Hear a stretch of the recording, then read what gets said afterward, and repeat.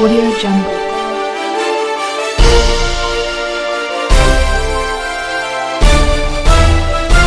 Audio Jungle.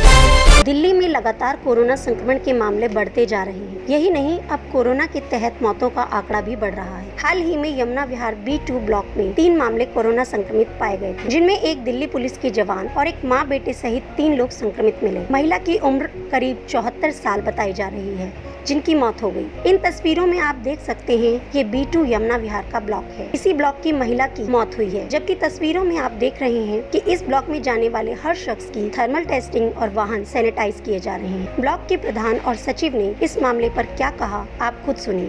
हाँ, अभी हमें पता लगा है एक बुजुर्ग महिला के पेशे से कोविड की वजह से डेथ हो गई थी और उनके घर में एक बेटे को भी शायद ऐसा पता लगा है कि उसको कोविड है। तो टोटल 3 पेशेंट थे, जिसमें से एक की डेथ हो गई थी और वो अब क्वारंटाइन में है और सरकार ने उनका जो भी कार्रवाई करनी है वो कर दी है। यही कहना चाहेंगे कि लोग बाग मैक्सिमम अवॉइड करें बाहर पब्लिक में। जितना अपनी सेफ्टी प्रायोरिटी है तो उस प्रायोरिटी के लिए जितना अवॉइड करें, जो बहुत ज़रूरी है जब ही जाएँ, क्योंकि ये जिस तरीके से फैल रहा है ये बहुत ख़तरनाक है, तो पब्लिक को थोड़ा समझना चाहिए। B2 में 3 केसेस आए हैं कोविड-19 के, जिसमें से एक जो बुज़ुर्ग महिला हैं शमशाद जी, उनकी डेथ हो गई है और एक उनके बेटे हैं जो अभी हॉस्पिटल में एडमिट है और एक जो B2 223 में है, एक दिल्ली पुलिस से हैं, उनको क्वारंटाइन किया हुआ है घर में।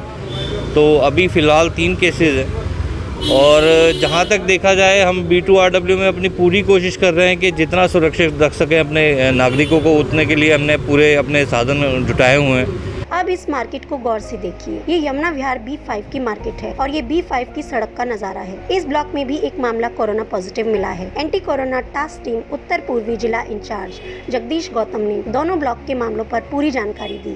B2 के अंदर 3 मामले हैं। 3 मामलों से एक मामले में जो है मौत हो चुकी है महिला की। उनकी जो है 74 एज थी, वो बीमार रहती थी, उनको जो है गुर्दे की दिक्कत थी और वो अक्सर जो है सफदरजंग हॉस्पिटल आया जाया करती थी। वहीं से वो कोरोना पीड़ित हुई हैं। उनका जो बेटा था वो भी कोरोना पीड़ित वहीं से ही हुआ है और एक सज्जन और थे, वो भी ड्यूटी के रहते हुए दिल्ली पुलिस में, वो भी जो है पब्लिक के बीच में कहीं आने से, संपर्क में आने से हुए हैं। और B5 के अंदर भी एक केस आया, वो भी इसी तरीके से हुआ है। तो कहने का तार्थ ये है कि जितने भी केस आ रहे हैं वो किसी न किसी के कारण, संक्रमित होने के कारण हो रहे हैं। इससे जो मोदी जी ने 40 दिन की जो ट्रेनिंग दी है वो इसलिए दी थी कि आप जो है घर के अंदर रहें, सुरक्षित रहें, बेवजह ना घूमें। अगर आपको बहुत ज़रूरी काम है तो आप मास्क लगा के जाएं और घर में आएँ तो साबुन से हाथ धोएं। सोशल डिस्टेंसिंग का विशेष पालन रखें। बच्चों को और बुज़ुर्ग लोगों को या जो बीमार लोग हैं उन लोगों को घर से ना निकलने दें।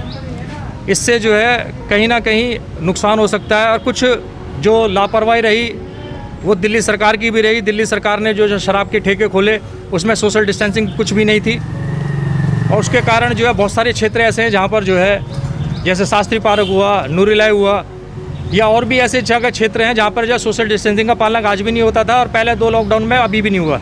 जिस तरह से केंद्र सरकार और दिल्ली सरकार लगातार लोगों से आह्वान कर रही है कि वे बेवजह घर से ना निकलें और लॉकडाउन के नियमों का पालन करें, बावजूद इसके इस तरह के मामलों का निरंतर बढ़ना हमारी लापरवाही पर बड़ा प्रश्न चिन्ह लगाता है। योगेश कुमार, तेज निगाहें, दिल्ली। Audio Jungle.